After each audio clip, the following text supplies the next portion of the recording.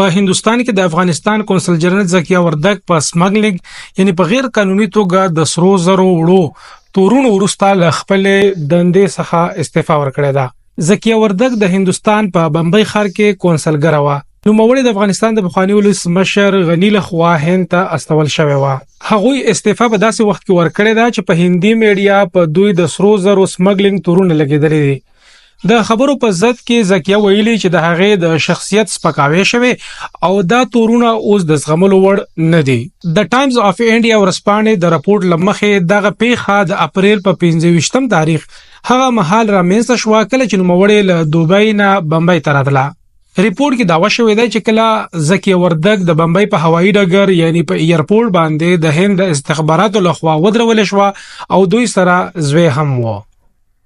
دواړه په ایرپورټ باندې د شنه چینل لارې تیر شول شین چینل یعنی گرین چینل هغه ده د کوم نه هغه خلک تیریږي چې چا سره محصول وړ توکي نوي د هند میډیا دغه داوا هم کړې ده چې د توکو د تلاشۍ پر مهال ل افغان ډیپلوماټ نه 25 کیلوګرام سره زر ترلاسه شوی دی ورسته یې پر ضد د سرو زرو د سمګلینګ مقدمه هم درج شوې ده خو نو موري د ډیپلوماټیک ل عمل نه د نیول شوی د هند میډیا زیاتوي چې د زکیه وردګ څخه ترلاسه شوی د سرو زرو هند میډیا زیاتوي د هند میډیا زیاتوي چې د زکیه وردګ څخه ترلاسه شوی سره زر تر 2 میلیون ډالرو قیمت لري خو په خپل هندي حکومتي چارواکو په دې اړه سند ویلي د بمبئی ایرپورټ ویب پاڼه باندې لیکل شوی دی چې ایرپورټ کې 2 لارې دي شنه او سره سور چینل د هغه مسافرو لپاره دی چې د موصول وړ توکي لري په داسې حال کې چې شنه چینل د هغه کسانو لخوا کارول کیږي چې کوم دغه موصول وړ توکي نه لري کوم مسافر چې د گرین چینل څخه تیریږي او د هغه سامان کې موصول وړ سيزونه ومندل شي او د موصول نه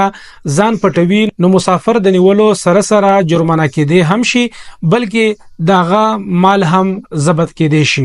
ورسته لدی چې دا خبرونه پر سنو باندې خبره شول د چشنبه په ورځ زکیه وردګ په ایکس یعنی په خواني ټوئیټر باندې ټویټ وکړو په کوم کې چې دوی لیکلي دي چې هغه خپل دندې څخه استعفا ورکړي زکیه وردګ په خپل لیک کې چې په پښتو درې او انګلیش ژبو کې ده خبر کړی دی پکې د سمګلینګ د دغو تورونو یادونه نه ده کړې هغه ویل دي چې په تیر یو کال کې پر دو باندې شخصي بریدونه شوې دي او د بدنامولو یې